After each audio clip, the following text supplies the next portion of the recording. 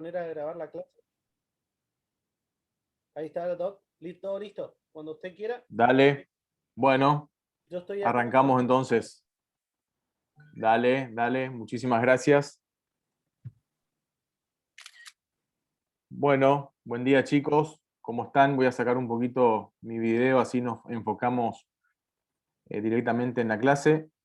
Yo soy el doctor Andrés Duarte, soy especialista en cardiología y hoy les voy a hablar del abordaje del paciente con enfermedad vascular periférica y de aneurismas.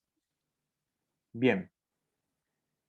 Entonces, la enfermedad vascular periférica lo podemos dividir en arterial y venosa. Vamos a desglosar estos dos temas y por último vamos a ir para la parte de aneurisma, ¿sí? Como toda patología, vamos a empezar con la definición, vamos a hablar un poco también de epidemiología, obviamente de los factores de riesgo que son importantes en todo lo que sea cardiovascular, en todas las patologías en general, pero en lo cardiovascular con más razón. Algo muy poco de fisiopatología, la evolución natural, que también es importante porque ahí es donde nosotros deberíamos actuar para tratar de modificar de alguna manera esta evolución natural. Obviamente la clínica del paciente, cómo nos damos cuenta que está cursando esta enfermedad, esta patología, diagnóstico y algo de tratamiento. Bien, entonces, se entiende como insuficiencia arterial periférica al conjunto de cuadros sindrómicos, o sea, son o pueden ser muchas enfermedades, ya sean agudas o crónicas, que generalmente derivan de la presencia de una enfermedad arterial oclusiva. De ahí la definición, obviamente, de enfermedad arterial periférica oclusiva, que condiciona un insuficiente flujo sanguíneo a las extremidades. O sea, el hipoflujo en las extremidades inferiores nos condiciona la irrigación y aparecen estos cuadros sindrómicos, que como la definición dice, pueden ser agudos o crónicos, ¿sí? Es una de las afecciones más prevalentes en la consulta, no solo cardiológica, sino también clínica, que ustedes también se van a enfrentar en el diario de su ejercicio como médicos clínicos o médicos generalistas, y habitualmente existe coexistencia con enfermedades vasculares en otras localizaciones, como ser la enfermedad carotidia, por ejemplo, el accidente cerebrovascular, la enfermedad coronaria. Esos pacientes se llaman pacientes panvasculares, porque no solamente en general nosotros encontramos alteración en las arterias de los miembros inferiores, sino también en otras localizaciones. Por eso se llaman pacientes panvasculares. Hablando rápidamente de la epidemiología, podemos decir que generalmente se presenta entre un 15 y un 20% en mayores de 70 años. Eso también de acuerdo a la población, de acuerdo al lugar donde nosotros estudiamos, esto es una generalidad. Prevalencia mayor en asintomáticos. ¿Qué significa esto? Pues suena medio raro, mayor en asintomáticos. Porque a veces es un incidentaloma lo que nosotros estamos investigando. Esto significa que nosotros, por ejemplo, recibimos un paciente con diabetes, con hipertensión, y le hacemos un control de rutina y obviamente le pedimos un Doppler arterial de miembros inferiores y nos encontramos con algunas sorpresas. Entonces, quizás el paciente era un paciente asintomático respecto a la enfermedad arterial periférica, pero es un hallazgo, por eso decimos que hay una prevalencia mayor en asintomáticos de lo que uno creería que podría coexistir. Como prueba diagnóstica, tenemos la prueba de índice tobillo-brazo, con una alta sensibilidad y una alta especificidad, ¿sí? Ahora vamos a ver más adelante de qué se trata este índice, pero entendemos que el gold estándar, entendiendo el gold estándar que es el estudio con el cual nosotros deberíamos comparar todos los demás, es la arteriografía, que es el estudio de las arterias de los miembros inferiores, ¿sí? En enfermedad coronaria aumenta el riesgo de muerte en un 25%. O sea, esto se suma a la patología de base. Hablamos de pacientes que son panvasculares, pero si esos pacientes tienen dentro de esa patología panvascular enfermedad coronaria, el riesgo de muerte aumenta hasta un 25%. Bien, habíamos hablado de los factores de riesgo para las diferentes enfermedades. esto al ser algo cardiovascular no quita que no presente factores de riesgo y obviamente a mayor factores de riesgo, mayor riesgo de padecer esta patología. Por ejemplo, la diabetes, que como bien dicen algunas guías, aumenta hasta un 25% la posibilidad de enfermedad arterial periférica. Ustedes saben que los diabéticos, la arteriopatía periférica muchas veces les lleva inclusive a la amputación. Fíjense que si nosotros tenemos un diabético que además fuma, como dice acá, tabaco, 7 veces mayor, que además es un hipertenso, que ya por el solo hecho de ser hipertenso duplica el riesgo, siempre la hipertensión genera más riesgo que el no hipertenso, pero menos que el diabético. Además tenemos un paciente que es de 70, 75 años o más, con alteración en el colesterol sanguíneo, que se llama dislipidemia. Fíjense que tenemos muchos factores de riesgo para enfermedad arterial periférica.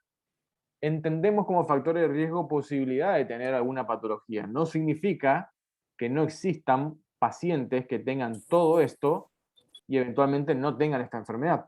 O pacientes que no tengan estos antecedentes, o al menos uno, y tengan mucha patología arterial periférica. Lo que sí se vio en los diferentes trabajos y en las diferentes cohortes es que estos factores de riesgo en general están implicados en un 80 o 90% de estos pacientes que tienen esta patología.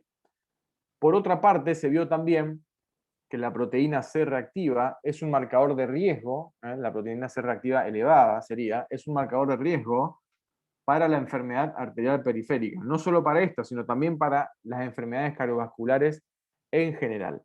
Y también se vio un aumento en la tasa de aterosclerosis en aquellos pacientes que tenían aumento de la homocisteína, que se llama hiperhomocisteinemia. O sea que acá ustedes ya en un pantallazo ven más o menos cuáles son los factores de riesgo o cuáles son los pacientes que nosotros deberíamos tener mucho cuidado cuando consulta por dolor en miembros inferiores, por ejemplo. Seguimos. Si uno quiere hablar de una especie de clasificación, podemos hablar que si decimos respecto a la enfermedad aterosclerótica, eso va a depender funcionalmente de si tiene o no alguna alteración en la movilización, en reposo o al ejercicio. No es lo mismo claramente alguien que tenga síntomas en reposo que alguien que tenga síntomas al esfuerzo. Claramente en reposo la gravedad va a ser mayor. Pero esto no estaría hablando aún de una alteración con un miembro inferior funcional, podríamos decir. Ahora, si ya está crítico la lesión, probablemente el déficit ya sea en reposo y estamos hablando de una alteración aterosclerótica mucho mayor y severa. Ahora, si hablamos de la clasificación clínica, obviamente tenemos que hablar de agudo y crónico, y respecto a la localización, no es lo mismo que tengamos un sector con necrosis o con isquemia, que varios sectores que claramente estamos llegando ya tarde y son pacientes de mayor riesgo. No vamos a entrar mucho en la fisiopatología, pero claramente hay algunos factores que van a alterar y van a hacer que nuestro paciente llegue a este cuadro que puede ser relativamente grave, ¿no? Entre ellos tenemos la estenosis de las arterias de los miembros inferiores, por diferentes causas, la presencia o no de colaterales, cuando uno tiene una patología arterial crónica, generalmente aparecen colaterales y hace que la enfermedad sea menor. Si no tenemos colaterales, en general el daño es mayor.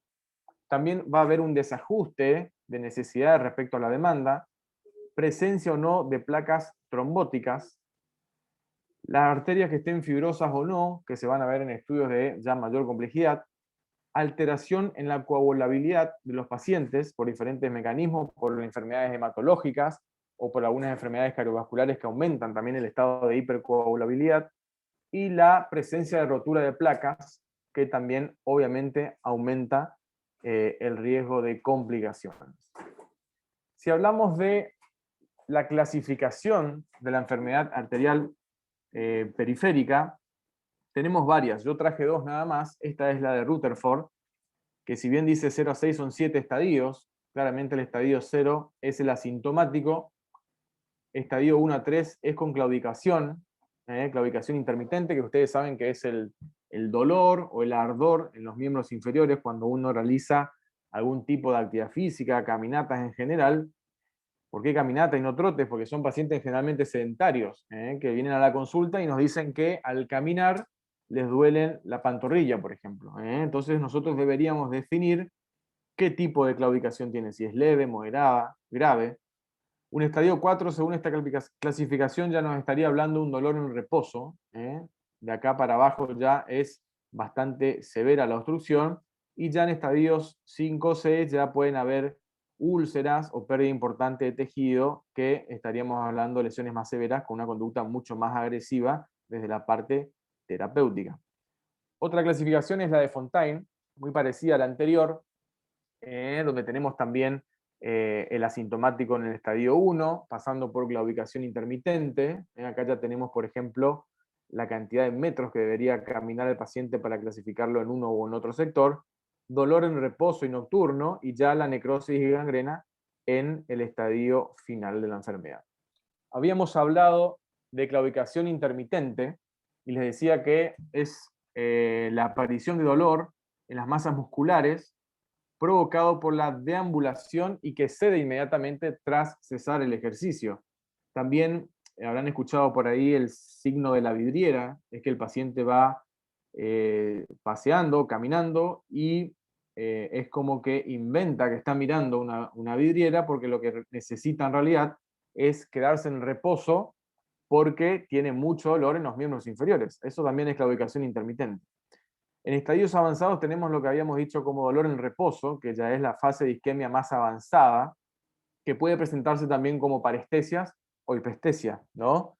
Ni hablar de frialdad y palidez de los miembros inferiores, que es quizás uno de los signos más típicos en estos tipos de pacientes que ya uno al palparlo, al tocarlo o al verlo, ya puede sospechar que está con una enfermedad arterial periférica, ¿no?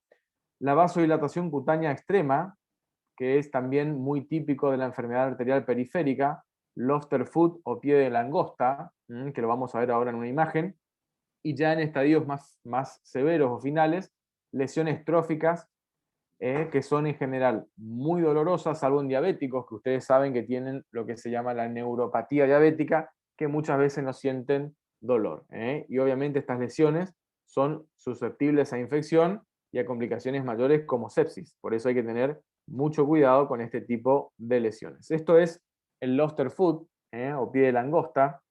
Ustedes van a ver acá bien la vasodilatación, que está bastante rojo, y fíjense cómo hay lesiones tróficas y ya episodios también de onicomicosis o micosis en las uñas, que también nos hablaría de la falta de irrigación en este miembro inferior. Bien, obviamente si hablamos de enfermedad arterial periférica, no podemos dejar de hablar de los pulsos, que nosotros tenemos que constatar si tiene o no el paciente. Si tenemos enfermedad arterial periférica, van a tener disminución de los pulsos a diferentes niveles, según la severidad, ya sea a nivel femoral, poplitea, pedia, tibial posterior. Esto se realiza en consultorio. También deberíamos realizar una auscultación en la región inguinal, que es en general donde pueden aparecer algunos soplos, algunas obstrucciones, y eso se ausculta. No es fácil, pero se puede lograr, siempre sospechar y buscarlo, si no, no vamos a saber qué es lo que encontramos si no lo buscamos. Y ya en isquemia crítica, lo que habíamos visto hoy, la disminución de la temperatura y disminución también del relleno capilar, o sea, el sistema piloso va a estar alterado, el paciente prácticamente no tiene vellos en esa zona y estaríamos hablando ya de una isquemia crítica, ¿sí? Si nosotros hablamos de la exploración básica, vamos a hablar del índice tobillo-brazo, que es un método no invasivo que nos da mucha información para saber el estado vascular de estos tipos de pacientes, ¿sí? Las guías recomiendan como prueba no invasiva de primera línea para detectar y diagnosticar enfermedad arterial de las extremidades inferiores. Si uno tiene acceso, debería pedirle o hacerle a todos los pacientes que uno tenga sospecha, entendiendo que esto es un estudio no invasivo, que el paciente tampoco tendría ningún inconveniente para hacerse. Si yo de entrada le digo al paciente que hay que hacerle una arteriografía y ponerle un catéter y ponerle stent, etc., probablemente obtenga un rechazo del paciente Sin embargo, si yo voy de a poco, siempre y cuando no sea una urgencia, por ahí el paciente también empieza a asumir su enfermedad y de a poco vamos llegando al diagnóstico. Esta es más o menos la técnica, no lo vamos a poner a explicar en este momento, pero se utiliza un dispositivo para ver justamente la pulsatilidad y la presión que podemos llegar a tener en los pulsos, ya sea en la pierna, en los brazos, y se hace una división y eso nos da un valor, que si es mayor a 1.3 o 1.4, según las guías que estemos mirando, muchas veces no nos sirve, pero si es menor de 1.3 o menor a 0.9 en realidad, ya estaríamos hablando de una enfermedad arterial periférica por lo menos leve. Y avanzaríamos a un estudio quizás un poco más invasivo. Acá en el esquema estamos viendo cómo se hace el procedimiento, lo pueden buscar después en cualquier libro, inclusive también en algunas páginas de cardiología en internet, pero es un estudio que no es invasivo, tiene relativamente bajo costo y nos da mucha información respecto al estado arterial de nuestro paciente. Después tenemos, obviamente, las imágenes vasculares para ver el grado de obstrucción o cómo está la circulación de las arterias de estos pacientes, principalmente el Doppler vascular. El Doppler vascular es un estudio, es como una ecografía que se le hace, imagínense cuando se hace una ecografía abdominal o un ecocardiograma, bueno, lo mismo pero con otro traductor que es parecido a un virome, y nosotros vemos todo el recorrido arterial, también venoso si queremos, en este caso estamos hablando de arterial, y vemos eventualmente si hay alguna obstrucción en todo el lecho vascular. También podemos hacer, por ejemplo, una claudicometría, que es una especie de caminata de 6 minutos, que nosotros le hacemos deambular al paciente tomando el tiempo y la distancia, y el paciente nos tiene que decir en qué momento le empieza a doler los miembros inferiores. La pletismografía también, que es para ver el estado arterial de los miembros inferiores de manera simultánea, y obviamente la angiotac o la angiotomografía y la angioresonancia, que son estudios ya más complejos, que a veces no se tiene disponibilidad, pero obviamente nos sirve para hacer el diagnóstico. Habíamos hablado que el diagnóstico específico lo hacíamos con el gold estándar, que es la angiografía. La angiografía, que puede ser de miembros inferiores en este caso, también de miembros superiores, también de las arterias coronarias, cerebrales en general.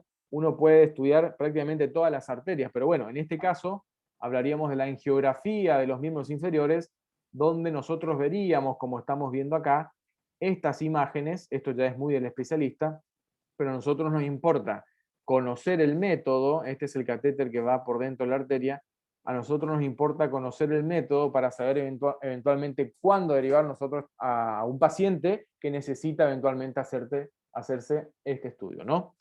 Bien, respecto al tratamiento de estos pacientes, tenemos un tratamiento médico, como siempre, quirúrgico en casos más severos, y esta conducta y de pronóstico va a depender del estado en el cual nosotros encontremos a nuestro paciente. Obviamente en el tratamiento médico vamos a tener medidas higiénico-dietéticas y fármacos. Como doble objetivo tenemos la funcionalidad de los miembros de nuestros pacientes. Esto se puede hacer con educación, con kinesiología, y prevenir eventos secundarios. Esto quiere decir que si nosotros vemos una enfermedad arterial de miembros inferiores no complicada, deberíamos evitar, por ejemplo, una amputación posterior a través del tratamiento o las recomendaciones médicas. Obviamente, tratar de eliminar factores de riesgo. Esto que está acá es muy importante, pero el ser importante no significa que sea fácil realizarlo. Imagínense un paciente que viene obeso, sedentario, que fuma, que come mal, y de un momento para otro yo tengo que decirle que deje de hacer todo eso. O sea, no lo va a hacer porque yo lo ponga en una receta médica. Esto es también formación médica e ir de a poco, de acuerdo al paciente que yo tengo enfrente, para ir disminuyendo estos factores de riesgo.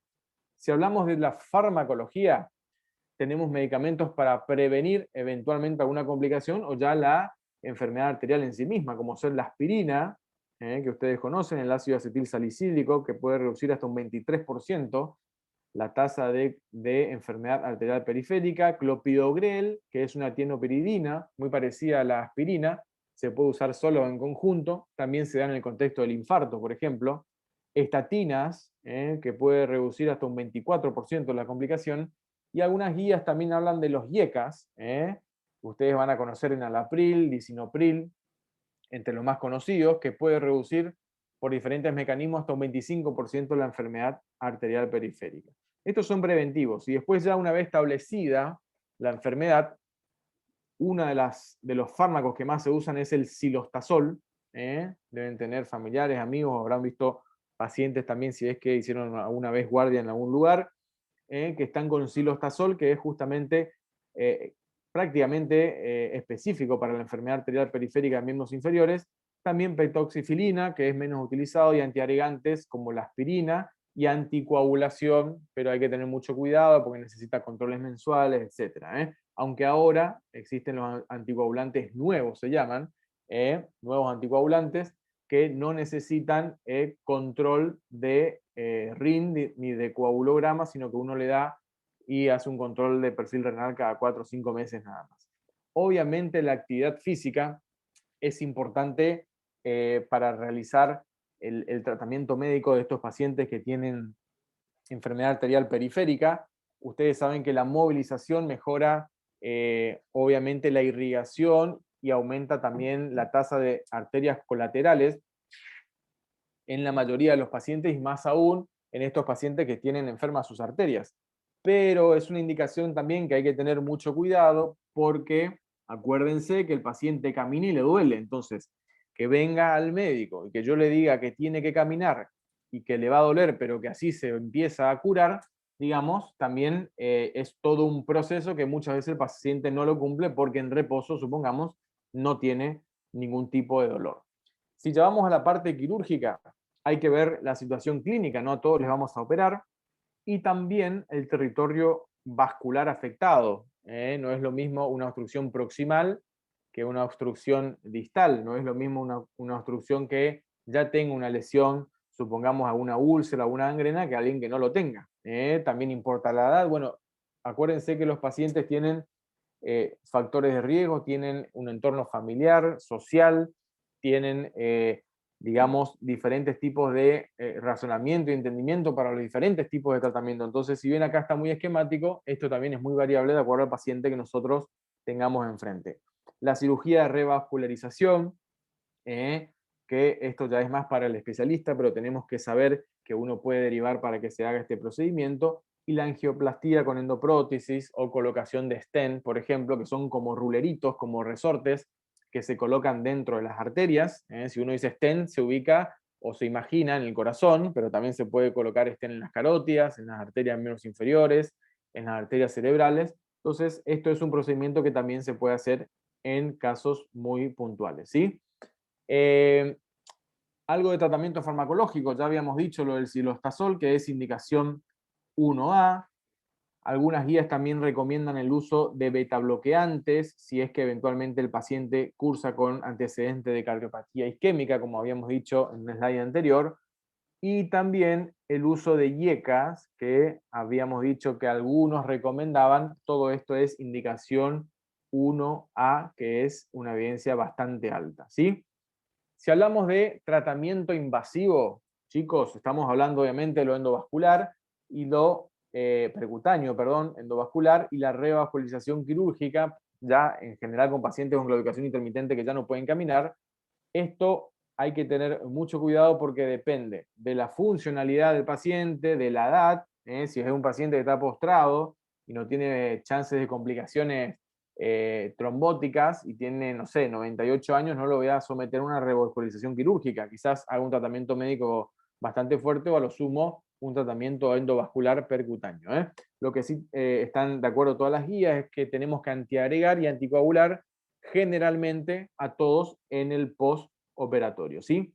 En la isquemia crítica, que es... Hola, perdón, creí que me interrumpieron. ¿Todo bien? Sí, doctor. Sí, doctor, Sí, perfecto. doctor. Perfecto, seguimos. Prostanoides son medicamentos, son prostaglandinas que se usan a nivel parenteral. Esto es como una especie de suero que se te coloca, que genera un efecto vasodilatador y mejora mucho a algunos pacientes con isquemia crítica.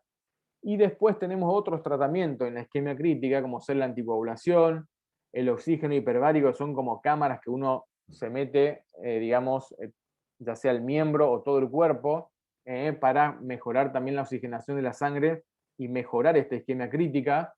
Y la estimulación espinal, que es un procedimiento también un poco más avanzado, pero prácticamente se usa cuando uno tiene demasiado dolor y no como tratamiento ya definitivo. Pero esto, como dice bien acá, es un beneficio no bien comprobado, al menos hasta ahora. Un poco para ir terminando el manejo de la isquemia arterial aguda, este cuadro me pareció muy esquemático, porque si tenemos sospecha de isquemia aguda, lo primero que tenemos que hacer es anticoagular, ¿sí? Y ver y ser honesto la capacidad de diagnóstico y tratamiento que tenemos en el centro. Yo siempre le digo en los prácticos a los chicos que no es lo mismo estar en una sala periférica a estar en un centro de alta complejidad. A veces uno dice que es mejor estar en la alta complejidad porque tenés todo, pero si uno no tiene la formación necesaria, el tener todo en general me genera más estrés. Es más fácil derivar cuando uno está en la baja complejidad. Pero bueno, todos esos ítems son realmente importantes, y tener la capacidad de decir, acá no lo puedo resolver, yo a este paciente lo derivo. Pero lo que sí tenemos que hacer eventualmente, y eso puede haber en centros de baja complejidad, es pedir un Doppler arterial y ya venoso de miembros inferiores. Pero bueno, nos volcamos en el arterial y vemos la clínica y la viabilidad del miembro. Si no tiene viabilidad, ya no tenemos que hacer más nada y llamar a un cirujano para amputar, porque ese paciente se puede complicar, hacer una sepsis y entrar en shock. Ahora, ¿tiene viabilidad por diferentes métodos que hayamos nosotros elegido? Hay que ver si hay una embolia identificable por el eco Doppler arterial de miembros inferiores. Si hay, se puede intentar una embolectomía o eventualmente hacer una cirugía. Si no encontramos, eventualmente derivar nuevamente para hacer una arteriografía, y en base a eso veremos si le vamos a dar un trombolítico, hacer un tratamiento endovascular o ya hacer una fasciotomía, que es cuando le hacemos una cirugía para evitar algún tipo de complicación mayor. Esto es un Doppler arterial de miembros inferiores de un paciente real del servicio donde yo trabajo, a nivel de la arteria femoral superficial en la arcada crural. Acá nosotros podemos ver estos músculos, y esto es la arteria femoral superficial. Ustedes van a ver acá la luz, sin color, en este caso, y en este caso sí se ven los colores, que es el flujo arterial que va transcurriendo por dentro de la arteria. Claramente, si tiene este flujo, no hay ningún tipo de obstrucción. En este caso, vemos, además del Doppler color, vemos lo que se llama el Doppler pulsado, que es lo que está acá abajo. Son las ondas de pulso, que acá vemos 1, 2, 3 ondas. 1, 2, 3 ondas. Es trifásico. Cuando el flujo es trifásico, el ecografista nos informa un flujo absolutamente normal. Si es monofásico, acá seguramente hay alguna obstrucción y eso también nos va a informar el ecografista. ¿Sí? Bien. Falta menos que antes. Vamos con patología venosa de miembros inferiores. ¿Sí? Vamos a ir repasando todos los ítems nuevamente, como lo hicimos en el arterial. Acá en venoso tenemos que ver que, además de tener la insuficiencia venosa crónica, que es muy frecuente, tenemos la duda que quizás es más peligrosa, por las complicaciones que pueden aparecer. Si hablamos de insuficiencia venosa crónica, podemos decir que es la relativa dificultad para el retorno venoso hacia el corazón. Parece una definición sencilla y se entiende, ¿no?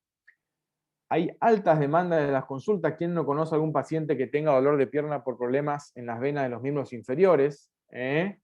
Inclusive no van a trabajar, no pueden hacer las tareas domésticas. Es todo un tema para el paciente que lo padece. Por eso dice, influye en terreno laboral, que primero se tolera y luego puede llegar a ser incapacitante. Hay pacientes que no van a trabajar directamente por problemas en las venas de los miembros inferiores. O al menos eso dicen, ¿no? Bien, si hablamos de la fisiopatología rápidamente, hay una disminución en la reabsorción normal, se acumula agua, iones, ¿sí? Esto genera una disminución en el intercambio de oxígeno, y todo esto lleva a tener los edemas que vemos de estos pacientes, que son los síntomas primordiales, que todo esto se potencia obviamente con el sedentarismo, ortotatismo y otros factores de riesgo que es muy común generalmente también en mujeres, ¿sí? Si hablamos un poco de epidemiología, podemos decir que el 5 a 10% de la población puede tener, generalmente en pacientes que tienen varices, que pueden aparecer hasta en un 40%. Las mujeres tienen 9 veces más posibilidad de tener esta patología que los varones. El medio ambiente claramente actúa en los síntomas y en los signos de esta patología, como ser el clima. Cuanto más calor hace en general, más edemas podemos tener, la alimentación, la ingesta de agua, por ejemplo, el trabajo que uno realice. No es lo mismo alguien que haga un trabajo de oficina, alguien que esté caminando todo el tiempo o alguien que esté parado mucho tiempo. La edad, a mayor edad, generalmente mayor de 40 años, empiezan a aparecer estas patologías. Genética, si uno le pregunta a los pacientes, en general ya tiene algún antecedente genético de la madre, de la abuela, que ya venía con problemas venosos, y hábitos o factores de riesgo como la obesidad, sedentarismo, actividad laboral y también el tabaquismo. ¿Sí? Bien, seguimos. Habíamos hablado de la incapacidad laboral como consecuencia negativa, primero laboral y luego doméstica. Muchos pacientes no pueden ni siquiera caminar, no pueden calzarse. Imagínense un paciente que no pueda ponerse un calzado, andan en sandalias o en ojotas porque no pueden ponerse ningún otro calzado, ni hablar si tienen alguna complicación como las úlceras, que es poco frecuente pero puede aparecer, y ya la enfermedad tromboembólica, que es una complicación mucho más grave. Si hablamos algo de fisiopatología, tenemos la fuerza antigravitatoria propia de las venas. El sistema venoso, ustedes saben que no tiene movilidad propia, está dado por otras cuestiones, no como las arterias, perdón, que por sí mismas ya tienen una pulsatividad dada por el corazón. La influencia hidrodinámica positiva, ya vamos a ver a qué se refiere. La elasticidad y dilatabilidad de las venas que van disminuyendo a medida que pasa el tiempo, compresión y la colapsabilidad también de las venas según el territorio, el largo recorrido de retorno al corazón, por eso en general aparecen en las venas, en los miembros inferiores y no en los superiores, y la prensa abdominal, que también influye en el retorno venoso. En el slide anterior les decía que la influencia hidrodinámica positiva, que suena medio raro, es importante en la fisiopatología, pero esto se refiere a la propulsión, aspiración y aceleración. ¿De qué? Propulsión, por ejemplo, de la esponja plantar al caminar, o la fuerza de la inercia cardíaca en sí misma, que es escasa. La aspiración cardiopulmonar, que es cuando uno respira, o en el latido cardíaco también, y la aceleración, que se refiere a la pulsación paraarterial, ya que las venas están cerca de las arterias, y la actividad musculoesquelética junto con las válvulas, que a veces fallan a medida que van pasando los años. ¿Sí? Como causas, bueno, cuando uno lee tiene sentido, porque claramente si hay éstasis por lesión valvular, en los miembros inferiores van a haber lesiones en los miembros inferiores venosos a largo plazo, la dilatación varicosa, que habíamos hablado también, el síndrome postflebítico, cuando uno tiene problema en las venas y después se recupera, generalmente vuelven a aparecer algunas complicaciones, y las fístulas arteriovenosas, que suelen aparecer, aunque son menos frecuentes. Todo esto va a generar extravasación de líquidos, que algo habíamos dicho, hipoxia tisular, úlcera generalmente perimalleolar, que son estas que estamos viendo nosotros acá. Generalmente puede empezar como una lesión así, que están viendo acá, con aumento en la trama, digamos, venosa, sin lesiones en piel aún, empieza a aumentar un poco más, ¿sí? Suele acompañarse también de prurito, algunos pacientes pueden cursar con lesión arterial agregada, empieza alguna úlcera, ya estamos llegando un poco tarde, y ya la complicación mayor, que es la úlcera en todo el territorio, que ya necesita un tratamiento con antibióticos y este tipo de, quizás ya interconsulta en el caso de médicos generalistas, ¿sí? A veces cursa sin dolor y a veces tiene dolor, pero es poco frecuente y no tan doloroso, independientemente de las imágenes, que parecería ser que duele mucho. Sí refieren pesadez, calambres, pruritos, edemas, generalmente vespertinos. Para el diagnóstico, claramente la clínica, la semiología, el interrogatorio, el examen físico ya nos estaría dando una idea de lo que nosotros estamos sospechando. Y después tenemos obviamente estudios complementarios para ayudarnos, como la flebografía, pletismografía, que son estudios que se hacen para ver el estado venoso al mismo tiempo en los pacientes, pero quizás, de nuevo, el estudio más importante y que más se solicita es el Doppler, en este caso venoso. En el tema anterior era Doppler arterial y el método es muy parecido, es lo mismo, es el mismo equipo, el mismo traductor, pero en lugar de visualizar arterias, en este caso van a visualizar las venas y nos van a informar la permeabilidad, el estado de las válvulas y si hay o no reflujo en esas venas que nosotros estamos sospechando. Este, por ejemplo, también es un caso real. Estamos viendo acá la vena femoral común, con la arteria femoral común acá al lado, y acá vemos ya el Doppler color como nos está mostrando un poco o algo de turbulencia dado ya por el retorno venoso, porque si ustedes ven acá, esto es de mayor diámetro que esto, pero en realidad el flujo es esto que estamos viendo nosotros en la parte central. Si nosotros vemos así, ya en diferentes estadios, supongamos que vemos así, en este, como dice acá, C2, igual yo le voy a pedir probablemente estudios complementarios, un Doppler venoso, pero ya tengo alta sospecha de que hay una patología venosa crónica. Digamos, el estudio complementario nos va a confirmar la severidad quizás y alguna otra obstrucción interna que no estamos viendo nosotros, pero ya la sospecha clínica prácticamente está definida, ¿no? Y en el transcurso de la evolución natural de esta enfermedad, si nosotros vemos ya una úlcera, claramente estamos llegando tarde, pero bueno, al no ser dolorosas también, por ahí pacientes de bajo nivel cultural no consultan y ya nos encontramos directamente con lesiones de esta característica, ¿no?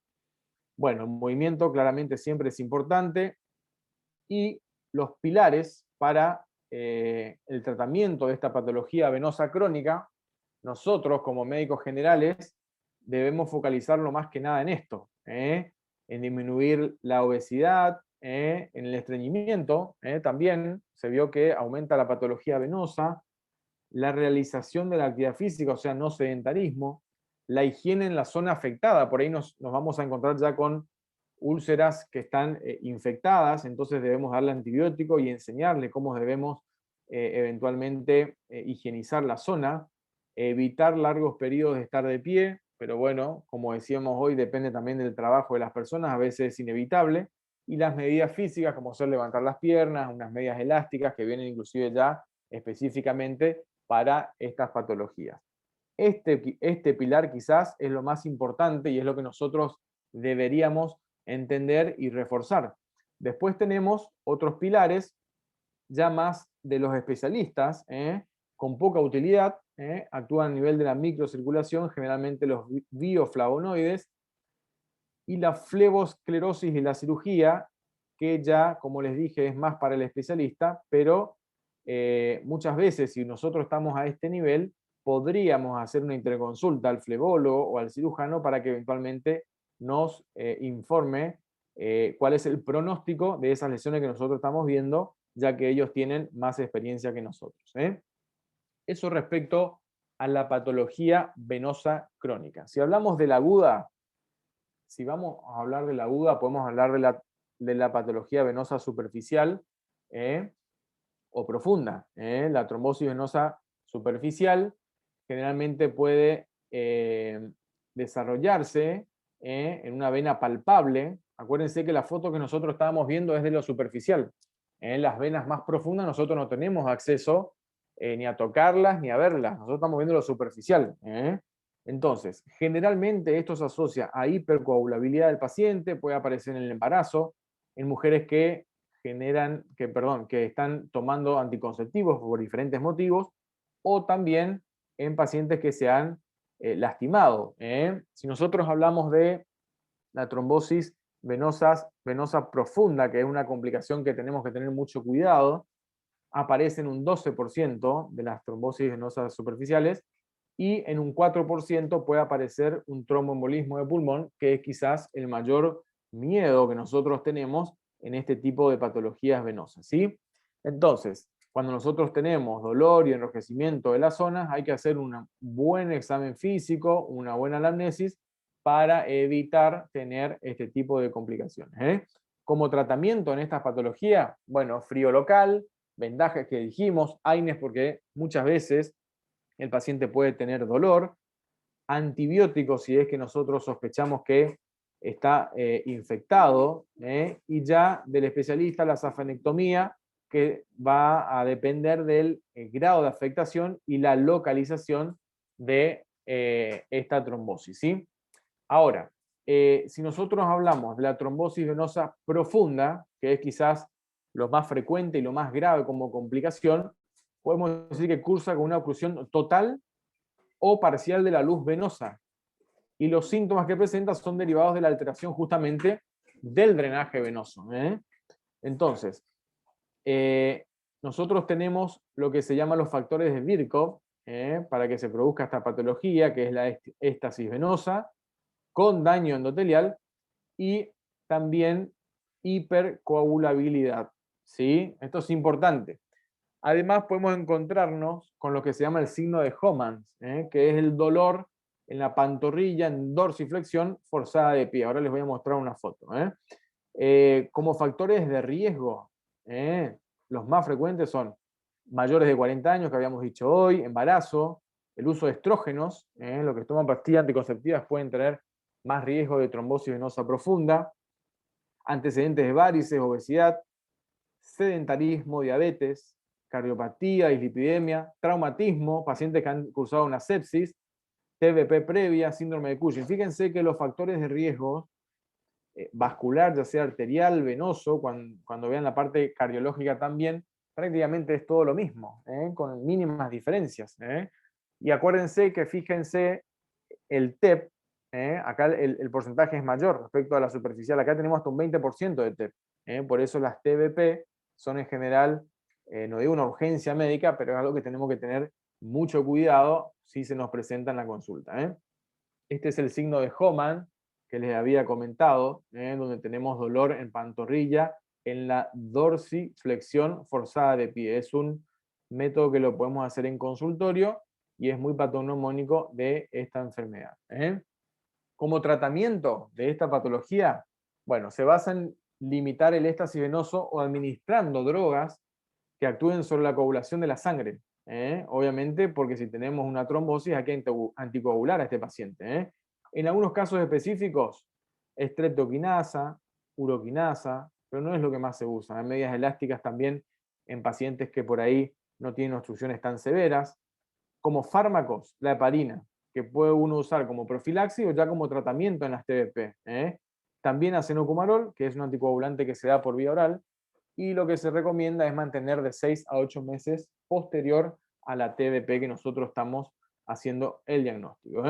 Como complicaciones, además del TEP, tenemos la varicorragia, que es el sangrado de estas venas, que en general tenemos que derivar al cirujano vascular para que evalúe si eventualmente hay que hacer un procedimiento quirúrgico.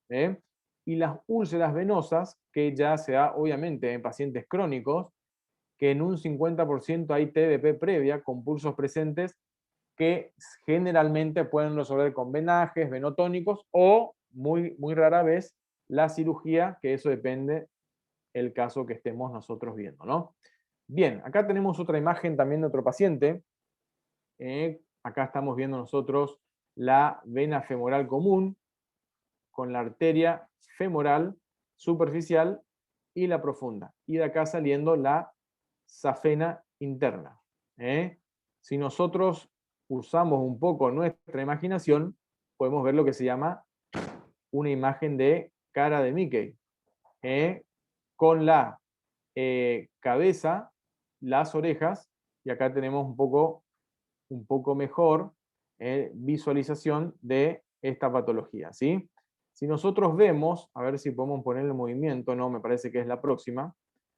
Acá tenemos a nivel del hueco popliteo, vena y arteria poplitea. Perdón, vena y arteria poplitea. arteria poplitea, más redondita, y la vena ya ustedes ven que está un poco más deformada. Esto siempre es así porque la presión de las arterias es mayor respecto a las venas, ¿sí? De hecho, la hipertensión arterial se refiere a la presión que hay dentro de este circulito, ¿eh? Por eso la ven más redonditas, ¿eh? Y las venas en general son como más sucias, ¿eh? Porque hay más éstasis sanguíneo. Entonces se ven de una manera que no es la de las arterias, ¿sí? Acá estamos viendo también a nivel del hueco popliteo, vemos un aumento en la ecogenicidad en la vena poplitea, con una TVP de la vena poplitea que acá no se distingue bien, pero es como que está, digamos, ocupada la luz, y por eso no tenemos tan buen flujo a este nivel en la vena poplitea. Esta es el video que quería mostrarles, a ver si funciona.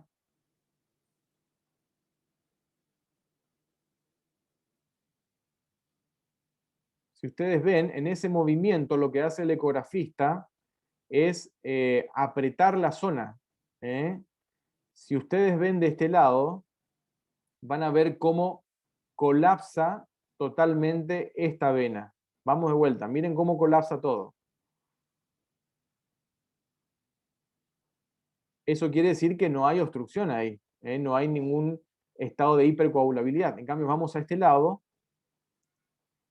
y fíjense cómo la compresión no es total. ¿Eh? Como no es total, el ecografista nos va a informar que hay una ocupación o una trombosis, una obstrucción a ese nivel. ¿Estamos? Bueno, ahora sí falta menos que antes. Vamos con el último tema, que es aneurismas. Vamos con algo de epidemiología. Como causa de muerte en muchas guías es la 13ª causa, pero es catastrófico en general. Imagínense, una complicación aneurismática es algo que nos hace correr a los cardiólogos, cirujanos, a todos, ¿no? Va en aumento por aumento en la expectativa de vida. Fíjense que generalmente los aneurismas aparecen en personas predispuestas, pero con hipertensión, supongamos, crónica, con aumento en la frecuencia cardíaca crónico, entonces aumento en la pulsatilidad, aumento en la frecuencia cardíaca, aumento en la presión arterial, con el tiempo generan estos aneurismas en pacientes genéticamente predispuestos. Por eso va en aumento por aumento en la expectativa de vida. Mayor edad, mayor riesgo. Más o menos 6 casos por cada 100 personas por año. ¿Sí? Relación con otras enfermedades. Bueno, hipertensión, EPOC, tabaquismo, insuficiencia cardíaca, enfermedad coronaria, los marfanoides y la sífilis. También se vio que aumentan la patología neurismática. El pronóstico de esta enfermedad va a depender del diámetro de este aneurisma. Está claro y vale decir que a mayor diámetro, mayor riesgo de complicación y peor pronóstico de esta enfermedad. ¿Sí? Más del 70% de las rupturas se dan por hipertensión diastólica. Fíjense lo importante de este dato. Por ahí nosotros en consultorio le explicamos a los pacientes que si uno le dice al paciente, mirá, tenés 160, 80 de presión arterial o 16,8, el paciente muchas veces se asusta más que si yo le digo, por ejemplo, que tiene 13,10 de presión, porque socialmente el primer número es lo que más nos impacta. Y como estamos viendo acá en esta patología y en otras, en cardiología la diastólica muchas veces nos trae mucho más daño que la sistólica. Bueno, en este caso, más del 70% generalmente se dan hipertensión diastólica, que a su vez es la que más cuesta manejar, ya sea con fármacos o con medidas higiénico-dietéticas. En general lo que primero baja es la sistólica y la diastólica cuesta mucho en la mayoría de los pacientes. Como etiología más frecuente tenemos la aterosclerosis también, obviamente una predisposición genética. Y si hablamos de ruptura al año, por eso está en rojo, que es una complicación grave, hablamos de 1 a 2% en menores de 5 centímetros, porque 5 centímetros es el punto de corte para decir que un paciente necesita tener algún tratamiento invasivo o cirugía, y un 20% en mayores de 5 centímetros de ese aneurisma. O sea, más de 5 centímetros, claramente nosotros tenemos que derivar y hacer una interconsulta de cirugía cardiovascular. Si tiene enfermedad coronaria, el porcentaje es mayor. Edad promedio, 60 a 70 años más o menos, y más frecuentemente en hombres, según las guías. ¿Sí? Bien. Si hablamos de la clínica o la especie de clasificación, tenemos en la aorta ascendente, descendente en el callado y a nivel del aneurisma o la aorta abdominal. En la aorta ascendente generalmente son sintomáticos, pueden tener síntomas, mayor riesgo de ruptura, y los síntomas que puede llegar a tener pueden ser dolor torácico, disnea o tos, menos frecuentemente, y un síndrome mediastínico que se da con dolor de pecho, falta de aire, entre otras cosas. En la descendente, cuando tenemos un aneurisma de aorta descendente, pueden ser oligosintomáticos. El dolor en este caso es poco frecuente, puede aparecer hemorragia digestiva alta, por compresión del tubo digestivo. También puede haber rotura en la cavidad pleural y esto tiene una alta mortalidad, salvo que haya un cirujano al lado del paciente y se le haga a su vez el diagnóstico rápido, que a veces cuesta. También puede cursar con disnea, disfonía, pero es menos frecuente. Y a nivel del callado aórtico, que también puede aparecer, aunque no es tan frecuente, con una incidencia del 15%, también tenemos una alta mortalidad. Suelen ser también asintomáticos, suele cursar con dolor torácico, voz bitonal por la localización, puede tener una paresia del diafragma y también puede aparecer una disfonía, aunque no es lo más frecuente. Por último tenemos la aneurisma de aorta abdominal, que suelen ser fusiformes y con trombos, que ahora vamos a ver un videito también. Generalmente son asintomáticos y suele hacer un hallazgo en control de rutina. Muchas veces, y nos ha pasado, créanme, el paciente consulta o por dolor abdominal o porque siente como una tumoración, no lo llama así el paciente, como una tumoración a nivel abdominal. Y uno lo único que tiene que hacer, aparte de sospechar, por eso la sospecha clínica es importante. Estoy escuchando un micrófono abierto, por favor. Gracias. Listo, Doc. Bueno, entonces, gracias, muy amable. Entonces, uno puede sospechar cuando encuentra una tumoración pulsátil a nivel abdomen. El problema es que cuando son muy obesos, esto pasa desapercibido y generalmente nos damos cuenta en personas que son más bien delgadas. En esos casos tenemos que hacer una tomografía de urgencia o eventualmente derivar a estos pacientes, ¿no? En la zona lumbar puede aparecer dolor. Imagínense que el aneurisma empieza a crecer y empieza a comprimir algunos nervios. Si hay ruptura de cualquier aneurisma, pero más en el abdominal, se asocia a shock y muerte. Prácticamente es muy difícil sacar a estos pacientes del shock. En algunas ocasiones pueden haber fístulas hacia el tubo digestivo, con una hemorragia también que es bastante grave, o fístulas también a la vena cava inferior. Acuérdense que estos son cuadros crónicos, por eso en general pueden, aunque no es lo más común, hacer algún tipo de fístula. ¿Sí? Esto es lo que habíamos visto de la aorta ascendente, aparece en la dilatación a este nivel, ¿sí? Con el callado y la aorta descendente normal. Lo que se hace es, eventualmente, después de la derivación, una cirugía o prótesis, de acuerdo al caso, pero siempre sospechando, si no, no podemos, obviamente, tomar ninguna conducta si no lo sospechamos. Acá estamos viendo en la aorta descendente, fíjense como en este caso la ascendente y el callado está normal, con la resolución, y esto es más o menos lo que nosotros veríamos en una placa de tórax, que por ahí le pedimos de rutina en cualquier paciente, ni hablar en un paciente de consulta por dolor de pecho, disnea, y nos aparece esta imagen que tenemos que corroborar con una tomografía y empezamos a correr todos, ¿no? Esto es una tomografía donde vemos el aneurisma del callado aórtico. A este nivel, fíjense que la aorta ascendente y descendente están normales.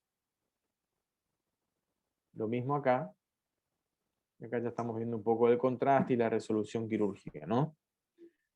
Y esto es el aneurisma de aorta abdominal. Habíamos dicho que tenía una forma fusiforme. Esto, aunque parezca chico, créanme que es grande y que muchas veces, con solo apoyar el estetoscopio en el abdomen del paciente, encontramos un soplo importante y podemos eventualmente hacer el tratamiento, ¿eh? Si hablamos de aneurismas de aortas, no podemos dejar de hablar rápidamente de la disección de aorta, que ella es la separación, es una complicación, es una urgencia cardiológica y clínica, obviamente, es la separación de la pared de las capas de la aorta, donde se forma una falsa luz que discurre paralelamente a la luz. Es como que el aumento en la presión arterial genera un nuevo espacio dentro de las capas de las arterias y empieza a disecarse esa arteria con el riesgo a la ruptura, ¿no? Todo esto por aumento de presiones, por factores de riesgo y factores obviamente genéticos. Muchas veces se dan en pacientes jóvenes que hacen muerte súbita. Generalmente las muertes súbitas son de origen arrítmicos, pero cuando van a autopsia muchas veces descubren, y hemos visto lamentablemente pacientes que les pasa esto, y en la autopsia se ve que en realidad fue una disección de aorta y no un problema arrítmico. Por eso dice, según la presión se extiende a lo largo del vaso, el paciente se empieza a descompensar y el vaso afectado empieza a complicarse cada vez más y se produce un proceso catastrófico agudo con shock y muerte del paciente. Se subdiagnostica porque en general el paciente concurre de manera aguda sin que nadie lo conozca, por dolor de pecho, que es una consulta muy frecuente, y hasta que se hacen los estudios y el diagnóstico, muchas veces el paciente ya termina chocado o ya ni siquiera llega a la emergencia o a la guardia. Por suerte la incidencia es relativamente baja, 0,2 a 0,8% según las guías que nosotros miremos. De nuevo, sexo masculino, 4-1 respecto a las mujeres, y predisponen algunas patologías, pero bueno, eso ya no sería tan importante. Dentro de la clasificación habrán leído, escuchado, o si no les cuento, que existen básicamente dos, la de Stanford y la de Bakay. La que más se usa es la de Stanford porque es la más, es como la más práctica, digamos. Se clasifica en tipo A y tipo B. La tipo A es proximal o ascendente, con extensión o no al arco, y aorta descendente, que reúne los tipos 1 y 2 de Bakay. O sea, la A sería 1 y 2 de Bakay. Y la tipo B, que es también llamada distal o descendente, equivaldría a la tipo 3 de la de Bakay. Por eso dice acá, esta clasificación es más práctica, ya que si el paciente se clasifica como A, directamente va a cirugía. Mientras que en la B, en principio, según el caso, porque en medicina nada es el 100%, el tratamiento es médico por el alto riesgo de complicación intraoperatoria, pero si la lesión es muy grande, hoy en día se operan mucho de estas disecciones tipo B. ¿Estamos? Bien. ¿Qué pasa con la tipo A? Con la historia natural, si en general no hacemos nada, tiene una alta mortalidad en las no tratadas, por eso decimos que en la tipo A generalmente el tratamiento quirúrgico es necesario, 1 a 2% por hora de mortalidad en las primeras 24 a 48 horas, con una mortalidad perioperatoria de más o menos el 11%. En la tipo B, 1/3 son de aorta torácica, descendente, y la intervención quirúrgica, como les dije, suele cursar con alta mortalidad hasta un 65%, puede presentar también paraplegia en un 30-35%. Por esto, por las complicaciones y por la mortalidad, las primeras medidas en general, salvo la complicación ni hablar o la decisión del cirujano por una probable complicación, el tratamiento médico generalmente es lo que se hace. Como formas de presentación tenemos múltiples, es muy inespecífico, por eso también se subdiagnostica, salvo que sea un paciente muy lúcido, que consulte rápido y que la atienda también un médico que sospeche y rápido, pero puede presentar un dolor desgarrante. Acuérdense que hay mucho pánico, angustia, estrés, ansiedad, que también genera todos estos síntomas. Entonces muchas veces uno como médico subestima estas enfermedades y no nos tiene que pasar esto. Siempre tenemos que sospechar lo más grave. No en todos, pero en algunos sí. Y eso es entrenamiento y es sospecha. Uno no puede de vuelta les repito, tratar algo que nunca sospechó ni diagnosticó. Entonces, claramente la sospecha clínica, semiológica y diagnóstica es importante para salvar la vida de estos pacientes. Cuando tienen síntomas, presentan en general dolor desgarrante, y créanme que es así, urente en la región anterior y posterior del tórax, más frecuentemente, y a veces puede irradiar a espalda. Si uno dice dolor de pecho que irradia brazos, pensaría en enfermedad coronaria. Ahora, si uno piensa en dolor desgarrante, urente que va a la espalda, siempre piensen en disección de aorta. Puede estar pálido también, sudoroso, a veces ya chocado. La presión suele estar normal o alta, pero bueno, en general suele estar alta cuando se empieza a disecar el paciente. Así que si uno tiene dolor de pecho con hipertensión severa, más de 190 o 200 de sistólica, tenemos que sospechar disección hasta que se demuestre lo contrario. Una diferencial de pulsos y de tensión arterial en los brazos puede aparecer según la localización de la disección. Algunos debutan con síncope por el hipoflujo cerebral a medida que se va disecando el paciente. Puede tener un accidente cerebrovascular también en ese momento. Dolor lumbar, lo que decíamos hoy, que se va hacia la parte posterior del tórax, el dolor, por eso lo puse en rojo también, porque es algo bastante frecuente. Oliguria si compromete las arterias renales. Isquemia aguda u onda de lesión, esto es en el electrocardiograma, soplos cardíacos, pueden aparecer, fíjense que son cosas inespecíficas, voz bitonal, taponamiento cardíaco, que es cuando el pericardio, que es la membrana que cubre el corazón, se llena de líquido, de sangre en este caso, neumotórax, hematemesis, melena, hemóptisis, entre otros. Pero fíjense, lo que quiero que les quede es el dolor de tórax que irradia a región lumbar asociado a hipertensión arterial. En ese caso, chicos, no pueden dejar de sospechar en disección aórtica. ¿Sí? ¿Qué hacemos con este paciente? Una radiografía de tórax, de frente en general, para ver ya cómo está ese mediastino. Ni hablar si tenemos acceso a un ecocardiograma Doppler color transtorácico, que es por fuera, digamos, o transesofágico, que es como una especie de endoscopía digestiva, porque se entra por esófago y nos ponemos bien al lado de la aorta. Es un estudio de moderada complejidad con anestesia local del paciente. En Corrientes se hace en 2 lugares nada más, pero se hace. Tomografía ni hablar, o resonancia si es que tenemos accesibilidad. La angiografía ya es algo ya más como prequirúrgico, no tanto como diagnóstico, pero también se puede usar para estudio diagnóstico, ¿no? Sea como fuese, que acá obviamente falta la parte clínica, aparte de los complementarios, es importante saber la disponibilidad que nosotros tenemos en el lugar donde estamos trabajando. No me voy a empecinar en hacerle una angiografía si estoy en una sala periférica. Primero tengo que hacer un diagnóstico, pedir una radiografía de tórax, ver los pulsos, ver el estado del paciente y eventualmente derivar. No voy a perder tiempo tramitando un estudio de alta complejidad si es que yo tengo una alta sospecha.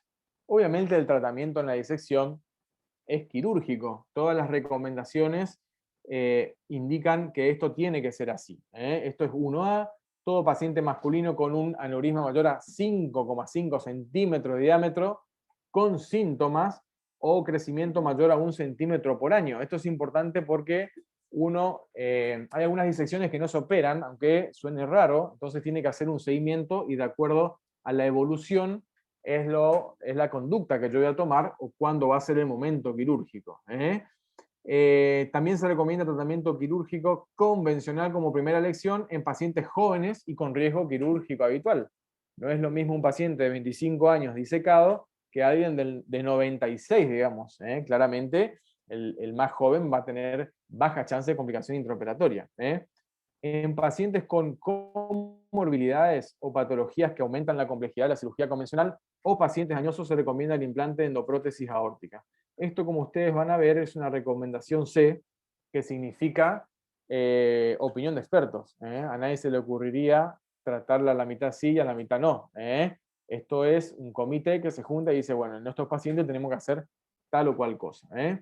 En pacientes de alto riesgo quirúrgico o con contraindicaciones técnicas para cirugía convencional, es preferible el abordaje endovascular. Les cuento que hoy en día también se colocan endoprótesis a nivel de la aorta sin abrirle el pecho al paciente. Se hace como una especie de cateterismo por acceso radial o femoral, y se coloca la prótesis generalmente en pacientes que tienen alto riesgo quirúrgico.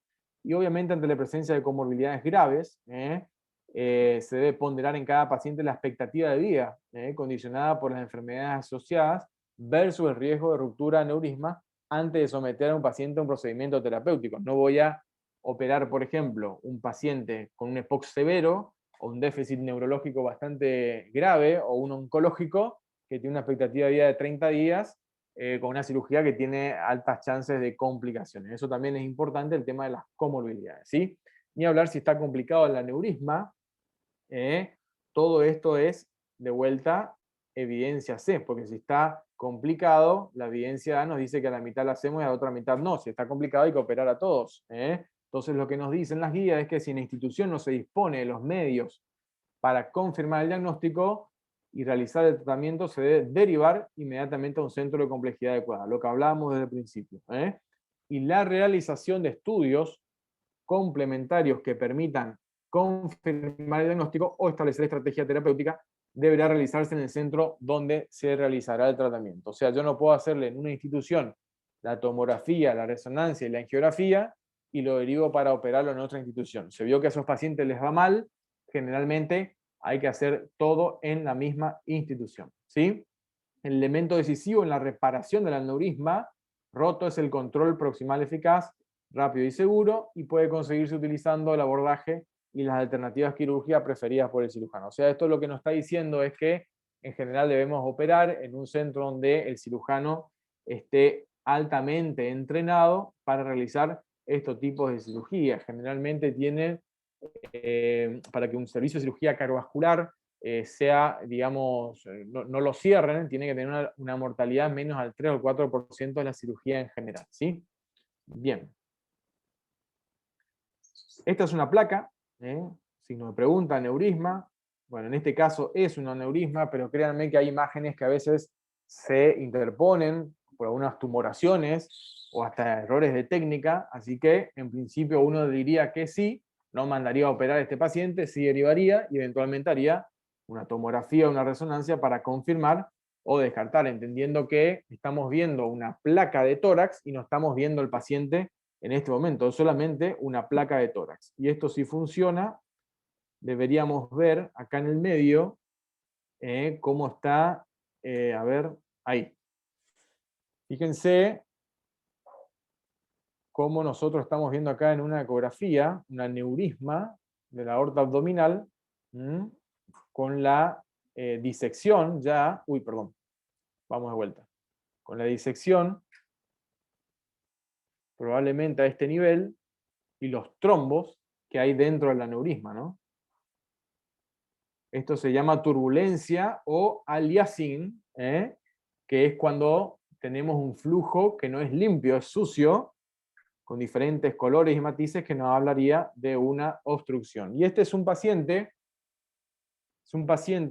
cuando yo hacía guardias en el alta complejidad de Formosa, que justamente había consultado a otro centro por dolor de pecho, hipertensión severa y dolor a nivel lumbar, y tardaron en el diagnóstico y en la derivación. Y cuando nosotros los recibimos, el paciente ya estaba chocado. Ustedes pueden ver acá estas bombas de infusión continua con drogas inotrópicas, cronotrópicas, a dosis muy altas. Fíjense la frecuencia cardíaca acá. Fíjense la complejidad de este paciente, obviamente está ventilado. Esto que está acá es un balón de contrapulsación aórtico, que es para darle presión al paciente que está chocado. Sin esto el paciente estaría muerto. Generalmente se usa para que se den una idea a ustedes en pacientes que están esperando un trasplante cardíaco.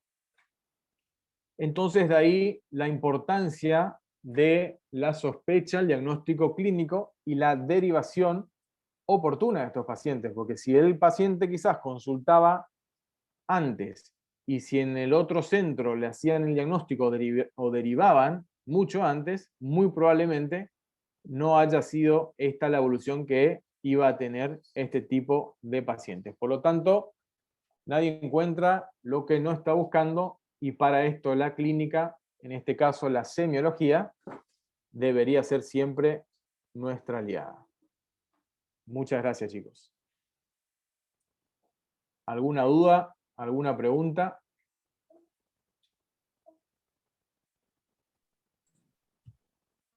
Hay varias preguntas en el chat, doctor.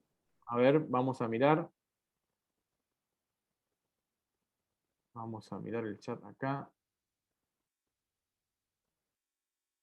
No estoy pudiendo entrar al chat. Esperamos un poquito. A ver. Chatear.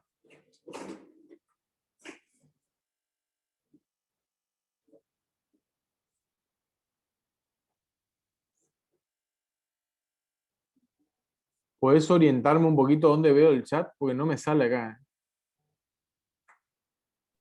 Doc, al lado del icono verde de compartir pantalla, al lado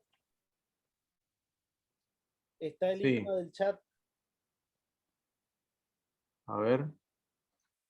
O, Si deja de compartir, Doc, es más fácil también. Dejo de compartir. o si A ver, alguno a de ver, los a chicos ver. les puede leer. Ah, dale, si me pueden leer mejor. Una de las preguntas dice, ¿cuál sería la función de las medidas elásticas en el tratamiento, creo, de las enfermedades arteriales, creo? O no sé, no sé bien cuál es. Ahí está. Ahí dejé de compartir. Mirá, está incendiado el chat este. A ver. Perdón, chicos, ahí estoy. Ah, esta es la asistencia. Bueno, las medidas elásticas lo que hace justamente es mejorar el retorno venoso. El retorno venoso en la insuficiencia venosa crónica.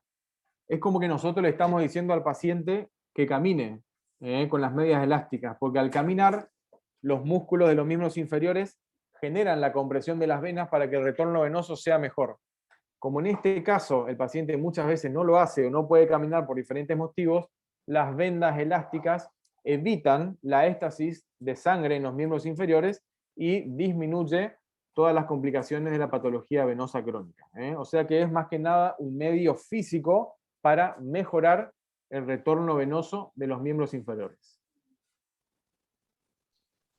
Otra, doc, es que se usa en un paciente con úlceras que no cicatrizan. Bien, en pacientes con úlceras que no cicatrizan, lo que nosotros tenemos que mejorar primeramente, dependiendo de si es la patología arterial o venosa, es mejorar la enfermedad de base.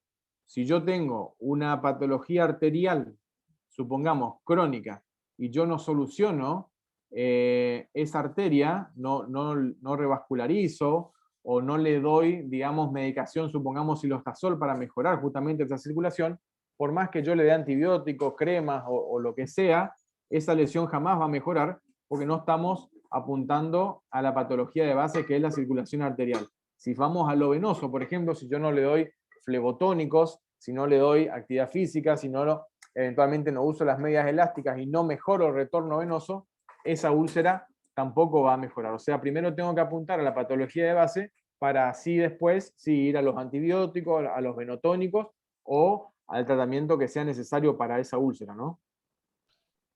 Bien, hay otra, doc, que dice, este manejo que usted menciona de la TBP también lo podemos aplicar en un paciente mayor con una cirugía de cadera, o su manejo sería distinto. A ver si entiendo. La cirugía de cadera obviamente aumenta el riesgo de trombosis venosa profunda y de patología venosa. Esa sería la causa. El tratamiento siempre va a ser el mismo, independientemente de la causa en este caso.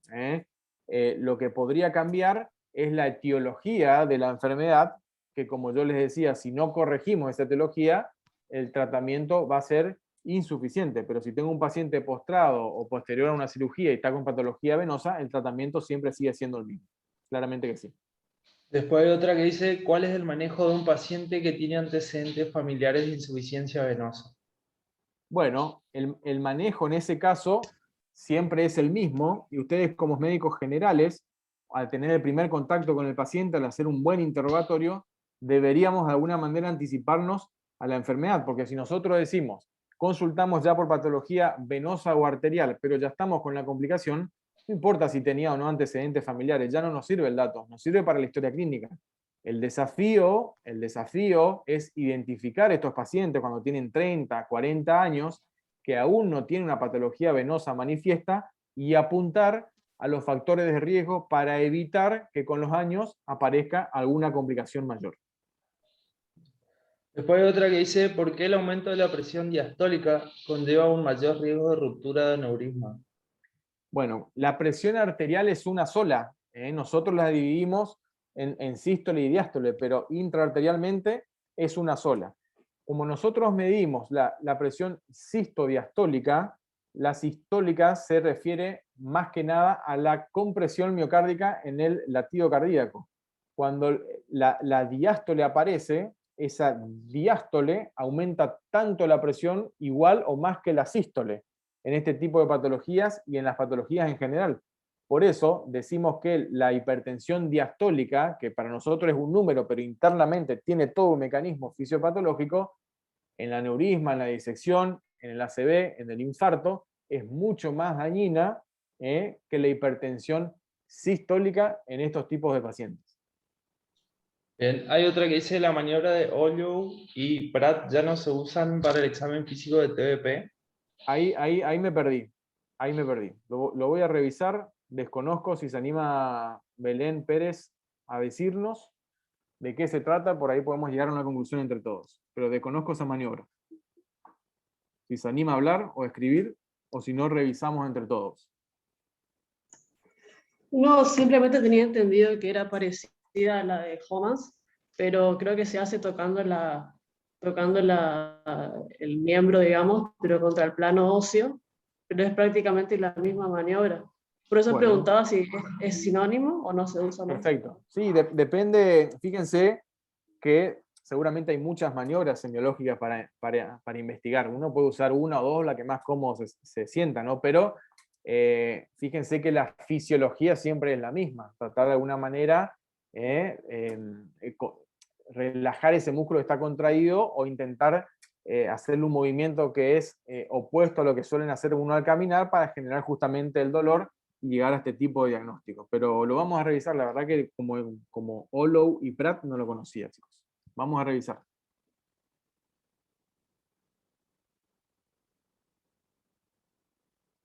Otra pregunta por ahí.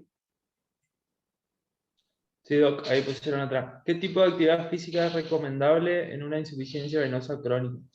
Bien, la actividad física en general, la que nosotros recomendamos es la actividad física aeróbica. Tenemos la anaeróbica, que es la que hacemos muchas repeticiones en corto tiempo, que genera hipertrofia en general de los músculos, y la aeróbica que extendemos más en el tiempo y no nos da tanta hipertrofia, sino más bien nos da resistencia y mejora la circulación en el músculo. Bueno, la aeróbica es la que recomendamos en patología venosa, arterial y cardiovascular en general. ¿De qué tipo? Cualquiera. Y eso depende del paciente. Si uno se guía por los que dicen los flebólogos, por ejemplo, ellos en general te mandan a hacer natación, supongamos. Pero la accesibilidad muchas veces no es la misma para todos los pacientes. Yo lo que suelo hacer en general es evaluar el paciente en general, en su totalidad, en su entorno, en qué está haciendo en este momento de actividad física, para ver cómo de alguna manera uno puede adecuar esa actividad a la patología que está recibiendo. Si es alguien que no puede caminar, y bueno, quizás le recomiende ir a hacer natación. Si hay alguien que está postrado, yo no le puedo decir anda a hacer natación, si ni siquiera se levanta. En esos casos viene la kinesióloga y le hace movimientos parecidos a los que uno realiza cuando camina. Si uno identifica a un paciente que puede caminar, pero no lo hace por sedentario nada más o por decisión personal, bueno, quizás me iría por ese lado y le diría que camine. Pero en general es el movimiento de piernas, ya sea caminatas, ya sea natación o bicicleta fija en general, porque no queremos tampoco que se lastimen cayéndose o algo, porque eso claramente va en contra de ¿cómo decimos? de la patología venosa, porque habíamos hablado que cuando uno se lastima con traumatismo, la cicatrización es peor. Entonces muchas veces mandamos a caminar a los pacientes, se caen y empiezan con otra evolución tórpida justamente por el traumatismo. Bien, Doc, perfecto. Esas son todas las que estaban. Ahí pusieron otra. La clasificación de Fontaine se utiliza para la isquemia crónica y la de Rutherford para la crónica. Y las dos son las mismas. Yo puse esas dos, que son las que más frecuentemente se usan para patología crónica. De hecho, habrán visto que el nivel más bajo es asintomático y el más grave, bueno, ya tiene gangrena y tiene necrosis, pero se usa sí para la aguda, dice. No, en general se usa para la crónica. Generalmente se usan para la crónica las dos.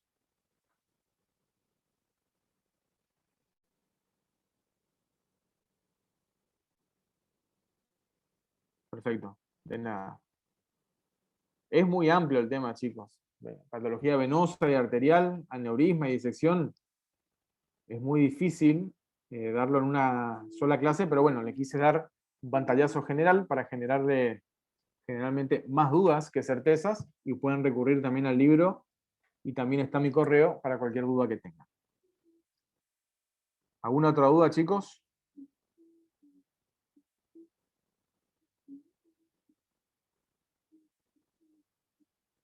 El manejo siempre, acuérdense que ustedes como médicos generalistas lo que tienen que hacer es identificar si tiene o no alguna complicación. Si tiene una TBP deben derivar porque hay que anticoagular y eventualmente hacer algún estudio de mayor complejidad. Si es una enfermedad arterial periférica severa y nosotros no llegamos a tiempo, ese paciente va a terminar amputado, así que también tenemos que derivar.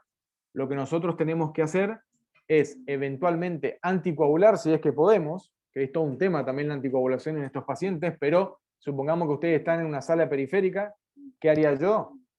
Limpio la zona, si es que tiene una úlcera, inicio un tratamiento antibiótico, no vamos a entrar en el tema de antibióticos, pero de acuerdo a la disponibilidad, yo empezaría antibiótico, le doy 2 aspirinas, esto se evidencia C, porque uno debería anticoagular, y lo derivo. No nos vamos a meter nosotros en el campo de lo que debe hacer el flebólogo, digamos. Pero yo haría eso, aspirina, limpieza de la zona afectada, antibiótico y derivación. Acuérdense que son urgencias, chicos. La TBP se puede manifestar con un edema agudo de pulmón o un tromboembolismo de pulmón. Y la enfermedad arterial periférica, el paciente puede perder el miembro inferior, eventualmente. Por eso la clínica es soberana, que es lo que yo les decía en el slide, en el último slide. El revisar los pulsos, el tomarse el tiempo, porque ustedes no son especialistas. Ustedes deberían identificar la urgencia y a partir de ahí hacer la derivación. Que a veces puede ser en el mismo hospital, de repente ustedes pueden estar en una guardia, no necesariamente tiene que ser una sala periférica. Pueden estar en una guardia y directamente levantan el teléfono y viene el cirujano cardiovascular. Esto también se hace.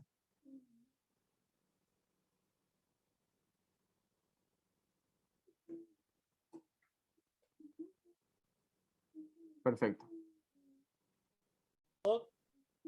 ¿Estamos, Doc? Estamos. Muy bien, chicos. Que tengan buena mañana. Chao, Diego. Gracias por todo. Por favor, a usted, doctor. Que tenga buen día. Listo. Gracias, Doc. Igualmente. Gracias, Chao, hasta luego. doctor.